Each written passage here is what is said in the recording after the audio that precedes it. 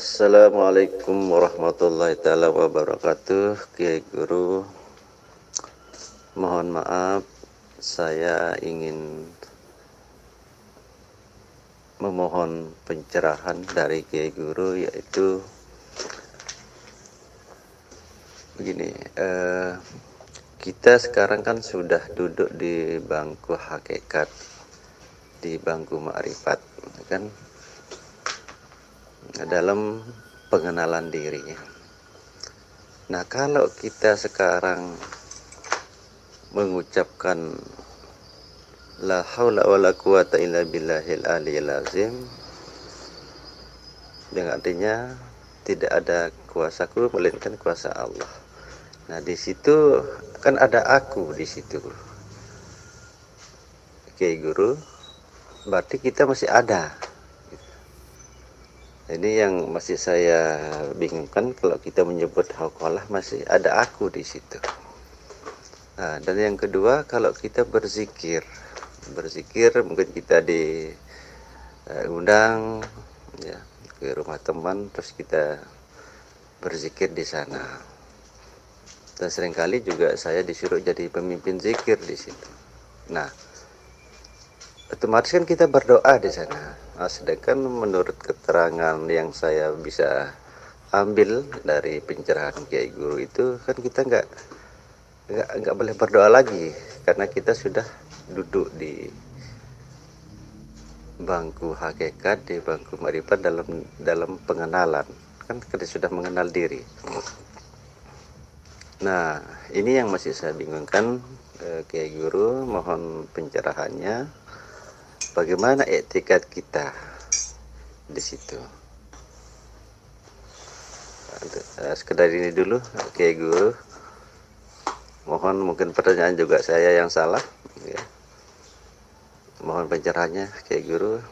Terima kasih, matur sembah nuwun. Assalamualaikum warahmatullahi wabarakatuh. Waalaikumsalam warahmatullahi wabarakatuh. Alhamdulillahirabbil alamin. Allahumma shalli ala sayyidina Muhammad wa ala ali sayyidina Muhammad. Rabbis rahli sadri wa yassir li amri wahlul 'uqdatam min lisani yafqahu qawli. Amin. Bismillahirrahmanirrahim. Hauqala la haula wala quwwata illa billahil aliyil azim. Bagi hamba, bagi manusia yang masih erat kedirian manusianya, pasti masih diucapkan di mulutnya, di lisannya. Namun bagi manusia yang sudah belajar mengheningkan cipta diri manusianya, maka la haula wala quwwata illa billah sudah tidak dibaca lagi, melainkan sudah masuk di dalam rasanya, sudah menyatu di dalam rasanya, karena diri manusianya sudah tidak ada lagi, yang ada hanya Allah. Contohnya begini, ketika Anda merasa punya kekuatan, daya upaya dan ikhtiar, punya kekuasaan, apakah Anda harus mengatakan aku Halim, punya kekuasaan, daya upaya dan ikhtiar adalah milikku Halim? Masa kita mau mengucapkan di mulut kita, sedangkan yang kita tuju adalah diri kita sendiri? Yang ada kan hanya merasakan bahwa kekuatan, kekuasaan, daya upaya dan ikhtiar itu memang milikku hamba. Kan diam. Sama halnya bila sudah nyata Allahnya di hati bahwa hidup ini Allah, maka bacaan itu sudah tidak disebutkan lagi, sudah tidak dinyatakan lagi di dalam lisan, akan tetapi sudah masuk di dalam hati.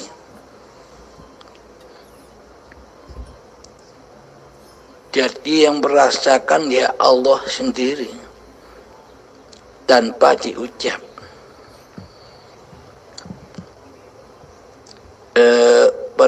Pertanyaan yang kedua adalah, jika sudah mengenal ma'rifatullah, ketika kita diundang di dalam sebuah acara, ketika kita berdoa, apakah masih ada pengakuan diri manusianya di dalam berdoa itu? Nah, ketika sudah nyata Allahnya, maka seluruh aktivitas itu tetap kembali kepada Allah. Jadi manusianya sudah tidak fokus dengan doa-doanya. Akan tetapi meskipun doa itu terlantun, hambanya hanya menyaksikan Allah lah yang mengadakan doa ini. Jadi sambil lalu saja, seperti kita ketika duduk, kita menyaksikan Allah lah yang mendudukkan, Allah lah yang memberdirikan, Allah lah yang mensolatkan, Allah lah yang memberankan doa ini. Jadi semuanya kembali kepada Allahnya. Meskipun kelihatannya di sisi manusia masih ada permintaan atau berdoa. Akan tetapi di dalam hati hambanya yang sudah mengenal Tuhannya, doanya ya seperti sambil lalu saja.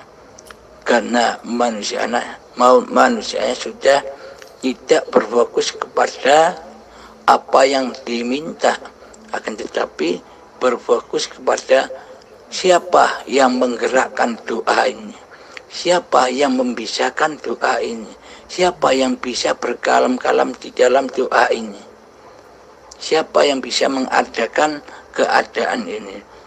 Jadi hamba sudah fokus kepada hidup ini Allah. Alhamdulillahirabbil alamin. Coba kita ilustrasikan.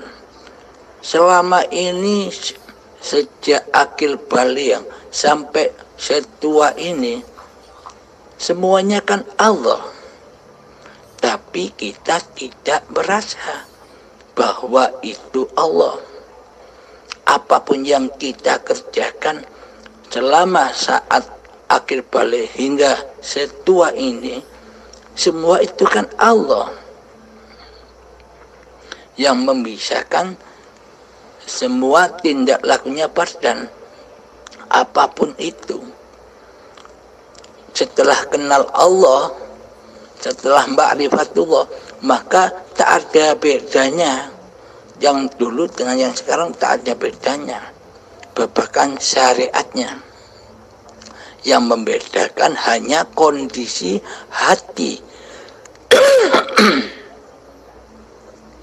Yang dulu lil nafsi, kitalah yang mentuhani di dalamnya, akan tetapi sekarang lillahi ta'ala, Allah lah yang mentuhani di dalamnya, baik dulu atau sekarang, bahkan nanti hanya Allah yang ada.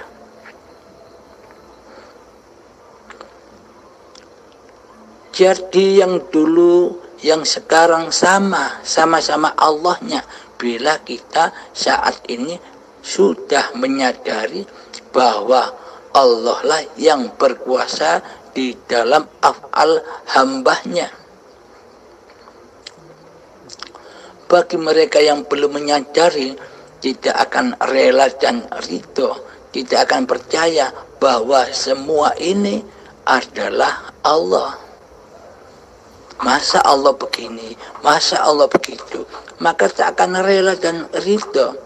Karena yang mentuhani, karena yang menjadi penguasa adalah hawa nafsunya yang merasa menjadi Tuhan. Dikira Tuhan, dikira Allah tidak bisa apa-apa, hanya diri kita saja yang bisa. Seolah-olah kan begitu. Masa Allah mancing, masa Allah merokok. Nah, seolah-olah kita yang berkuasa daripada Allah. Seolah-olah Allah tidak bisa mancing, seolah-olah Allah tidak bisa merokok. Jika tak ada hidup, apakah ada peristiwa mancing? Bila tidak ada hidup, apakah ada keadaan merokok? Nah, berarti selama ini kan bukan manusia, akan tetapi hidup.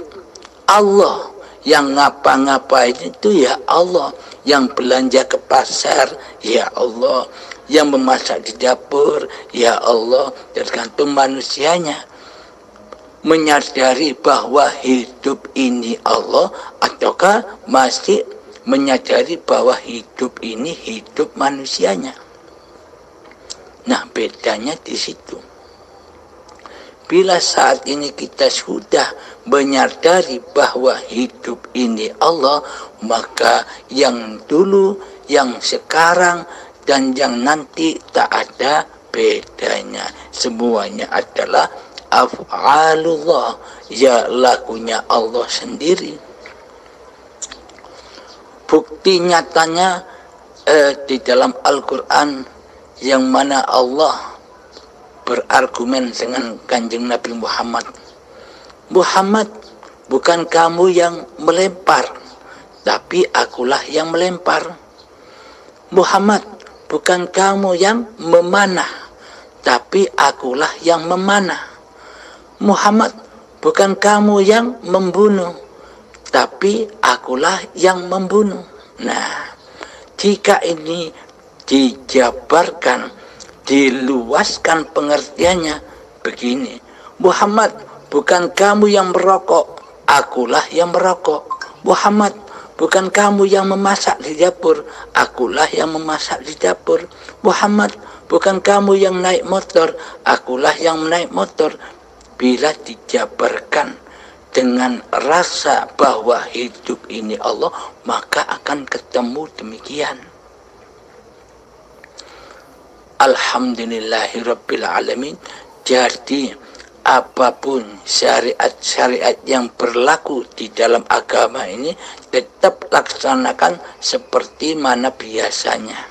Yang berubah bukan syariatnya, yang berubah adalah kondisi hati. Selama ini kan kita manusia yang berasa bersyariat. Sejak bangun tidur sampai tidur lagi, kitalah yang berasa berkuasa di dalamnya.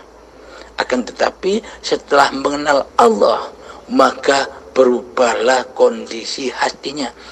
Yang dulunya linafsi, maka mulai saat ini sejak bangun tidur sampai tidur kembali, maka hati tetap menyaksikan bahwa hidup ini Allah. Jadi yang berkegiatan dulu sebelum mengenal Allah, yang berkegiatan adalah manusianya yang berasa menguasai hidup dan badan ini.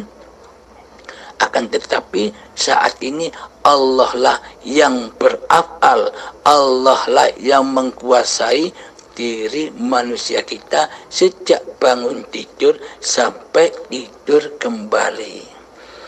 Alhamdulillahirabbil alamin. Semoga saya dan semoga kita semua selalu mendapatkan bimbingan dari Allah Subhanahu wa ta'ala. Alhamdulillahirabbil alamin. Akhirul kalam. Assalamualaikum warahmatullahi wabarakatuh.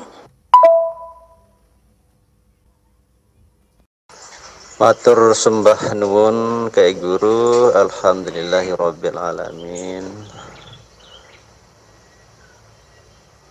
Saya banyak berubah ya, terutama dari segi tekad hati ini yang dimana selama ini yang hilang.